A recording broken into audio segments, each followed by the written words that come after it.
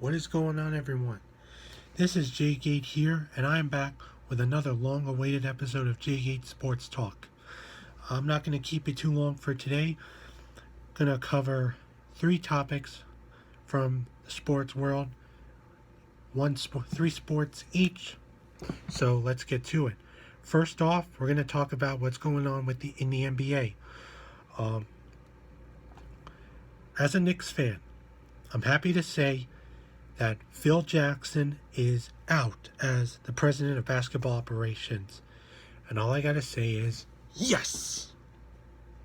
It simply wasn't working for him in New York. The Knicks did not make any appearances in the playoffs his 3 seasons there. He still had 2 years left on his contract, I believe. It just wasn't working out. My message to Phil Jackson is, I respect you as a coach, but you're awful as an executive. I mean, the triangle offense just doesn't work here. It may have worked for the Bulls and the Lakers, but not the Knicks. Hell no. And I'm really curious to see what will happen with Frank Ntilikina, who the Knicks selected in the draft this year. Hopefully, he'll do some good, but you never know. But like I said, Phil Jackson, it was not working out in New York. I wish you all the best, but I'm happy to see you go, because you did not do a great job, and you did not do what every single Knicks fan expected you to do. So, bye-bye. Alright, moving on. The next big NBA story was the one where Chicago Bulls star Jimmy Butler was traded to the Minnesota Timberwolves a couple days ago. In exchange, the Bulls got Chris Dunn and Zach LaVine, as well as the number 7 pick from that draft, which the Timberwolves selected on 7-footer Lauri Markkanen from the Arizona Wildcats. Now, as far as the Timberwolves situation is concerned, they're going to do pretty well this year. Now, they already have a lot of great talent. They got Karl-Anthony Towns, Andrew Wiggins. I mean, they're a great team. They just can't win. They just can't really win right now. But with the addition of Butler, it's going to be a huge impact on that team. And a lot of people are sensing it already. So it should be a really good trade. You know, the Minnesota Timberwolves, they've been begging for a return to the playoffs in a really long time. I believe since the Kevin Garnett days. So, Timberwolves fans, look forward to it. Alright. Last story in the NBA was the most recent big trade of all. Chris Paul, otherwise known as CP3, was traded from the LA Clippers to the Houston Rockets. And it happened a couple days ago, actually. Now, this was a big trade because Chris Paul opted out of his contract with the Clippers because, you know, during Paul's tenure with the Clippers, he battled through injuries, and the Clippers did not make it past the second round of the playoffs in each of their appearances. So, Chris Paul's getting a fresh new start in Houston. In exchange, the Clippers acquired from the Rockets, they're getting Patrick Beverley, Lou Williams, Sam Decker, Montrezl Harrell, Darren Hillard, Leandre Liggins, Kyle Whittler, a protected first-round pick, and cash considerations.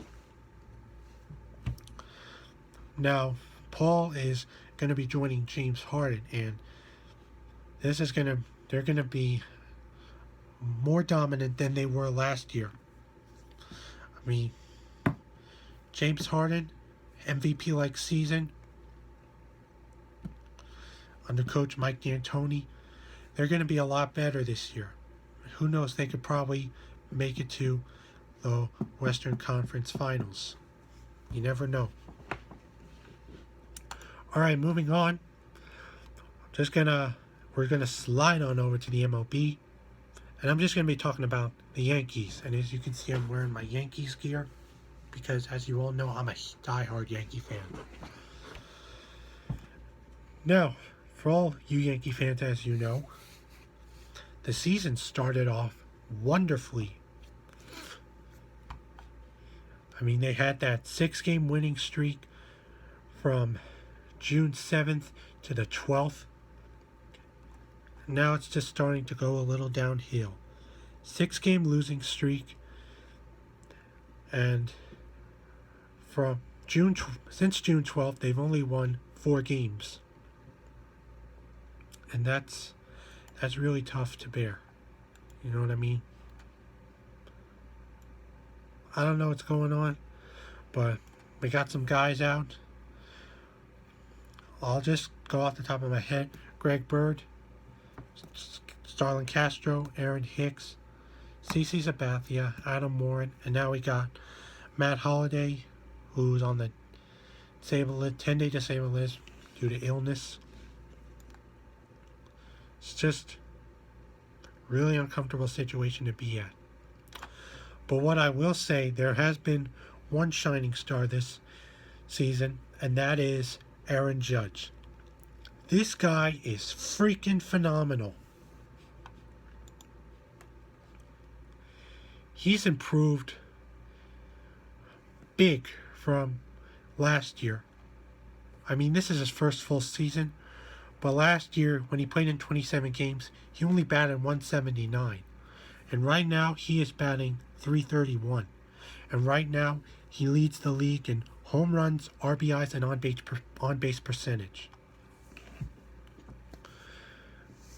And that's really unbelievable, man. And he reminds me of so much of Derek Jeter because he is a team player. And that's what the Yankees really need. They need team player guys. And I'm hoping the Yankees will get out of this losing streak soon, because it's really starting to get on everyone's nerves. But I have a lot of faith in them. So, gotta see what happens. Alright. Moving on to our last topic of the day.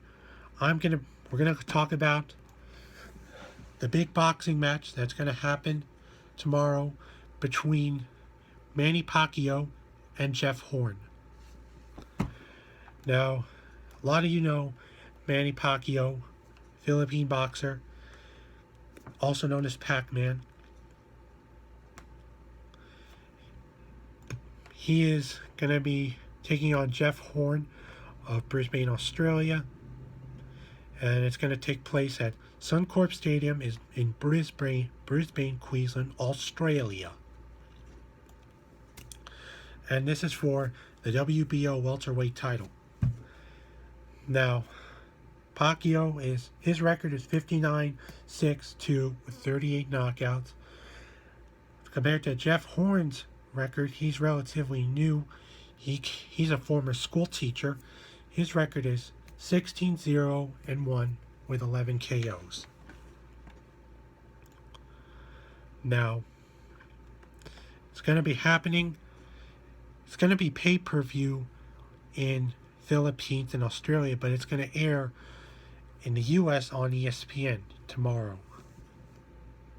And you bet I'll be watching it. It's going to be a great fight.